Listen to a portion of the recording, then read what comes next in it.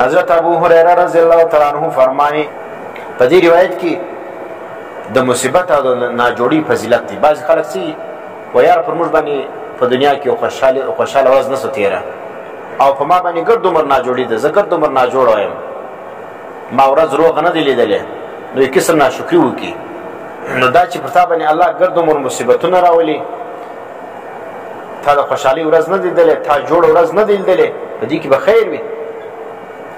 ځکه نبی علیه اسلام فرمایي ما یرید الله به خیرا، هر هغه څوک چې اراده وکړي الله د ده په باره کې خیرا د خیر، چې الله د ده په باره کې د خیر او د جنت اراده وکړي، د ثوابو اراده وکړي چې الله زه دې بنده ته ثوابونه ورکړمه، خیر ورکړمه، دی په ځان پوهېږي نه دی چې زما لپاره دا مصیبت دی، دا څیزونه دا مصیبت او دا ناجوړي وینې دا مشکلات دا غمونه دی دا زما لپاره چې دا مشکل دی، دا مصیبت دی، دا غم دی، الله دا ستا دپاره د خیر اراده سوی.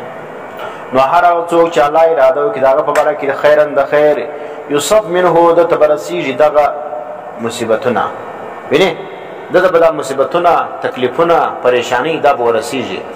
بس نو کیسه چې کوم د هغه شي مؤمن سړی به په ناجوړي باندې په پریشاني باندې په مصیبتو باندې غمجن کېږي نه چې ما ولې دا تکلیفونه را رسېږي، ما ولې دا غمونه راځي.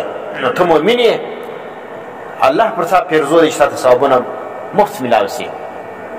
د دنیا ناجوړي او د دنیا تکلیفونه ګرده ختمیږي. نو په دې وجه باندې د دنیا په پریشانۍ باندې، د دنیا په غمو باندې، د دنیا په ناجوړۍ باندې خوشت دا دی چې مؤمن وي. د مؤمن دپاره غټ مشکل دا دی چې د ایمان وي، چې ایمان یې ولو بیا ناجوړي مصیبتونه وینې غمونه دا د انسان دپاره ګرده خزانه ده، د چیز خزانه ده، د ثوابو خزانه ده چې الله پاک پر هر درد باندې، پر هر تکلیف باندې، پر هر مصیبت باندې الله دته چیز ورکړي، ثواب ورکړي. دا د بخاري روایت دی. دا رقم روایت د حضرت ابو هريره رضی الله تعالی عنہ څخه او د حضرت ابو سعید خدری رضی الله تعالی عنہ څخه دواړه فرمایي چې نبی اسلام قال نبی اسلام فرمایي ما یصيب المسلم نرسیږي یو مسلمان سره من نصب څه تکلیف، نصب څه تکلیف ته وایي ګرده پکې راخستلی. اصل شی دا چې سړی به د ایمان دعا کوي چې الله ما مؤمن کې، زما کې در اسمه کې، وینې زما اخره خاتمه پر ایمان کې دا دعا به کوي. و چې دا کیسه برابر اوسه چې ایمان دله راغی، بس اوس تکلیفونه او دا کیسې به څه به کوي، په دا پریشانه کېږي نه. ما یصیب المسلمو نه رسېږي مسلمان لره من نصب څه تکلیف ولا وصب او څه ستړیا. دنیا کې سړی به یا تکلیف باندې به وي یا به ستړی وي، کار به کوي، خوارۍ به کاږي، نو دی پریشان وي و یاره زه خو د الله بنده یم، مؤمن یم، پکار دی چې الله نو زما د ژوند په دنیا کې را برابر کړی وای، ګرد عمر زه تکلیفو کې یم، ستړی یم، ناجوړه یم، غمجن یم، کله پلار مړ، کله زوی مړ، کله ورور مړ، کله ماینه مړه، وینې کله پیسې نسته، کله یوه ناجوړي، کله بله ناجوړي، دا غمونه پر ما ولې خالي را روان دي.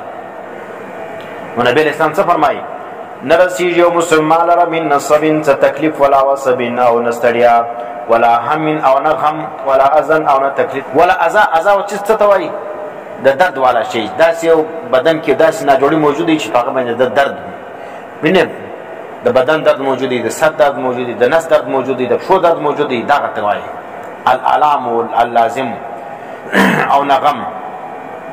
تر دې پورې حتی الشوکة یشاکها، تر دې پورې نبی اسلام وایي چې د مسلمان په پښه باندې ازغی ننوځي. حتی الشوکة تر دې پورې چې یو ازغی یشاکها دا جګ سي د انسان په پښه باندې، نو دا تکلیف دا څونه کوچنی تکلیف دی، دا خو دونه تکلیف موږ نه بولو چې دا کوچنی دغه در باندې جګ سو، ازغی در باندې جګ سولو.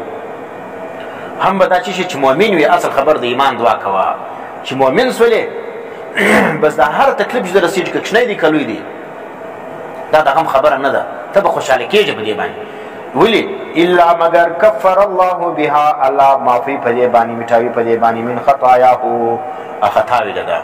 پر دې سوچ وکړي چې ما دنیا کې عملونه څنګه کړي دي.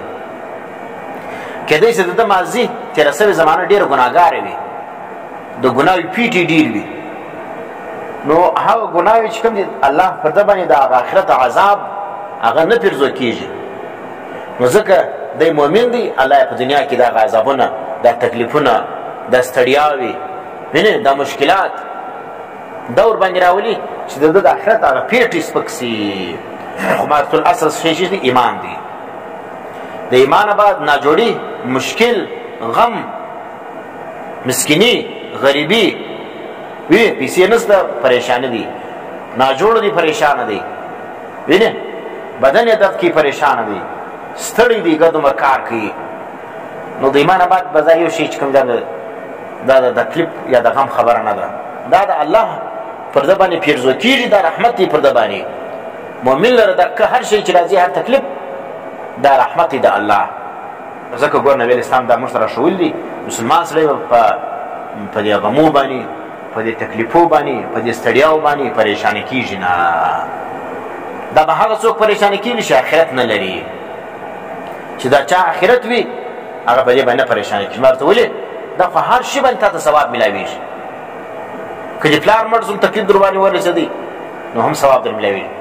زوی دې مړ شولو هم د ثوابو خزانه در میلاوېږي. څونه غم دې زیات ولو هغونه به ثوابونه زیات وي. چې څونه دې الله دردوي په دې دنیا کې په پوزه چې دغونه ثواب درته سته. نو په دې وجه باندې مسلمان سړی به د الله په کړنو باندې پریشانه کېږي نه. بس چې کومه ناجوړي در باندې راغله شکر کوه چې الله دا کتاب پر ما پیرزو ده، زما دغه عمل دی، وینې زما هغه تېر سوي ګناه چې زه نه یم په خبر ما کړي دي هغه به الله پاک در معافوي. قرار خوشحاله سپار ناجوړي کې به خوشحاله اوسېږي.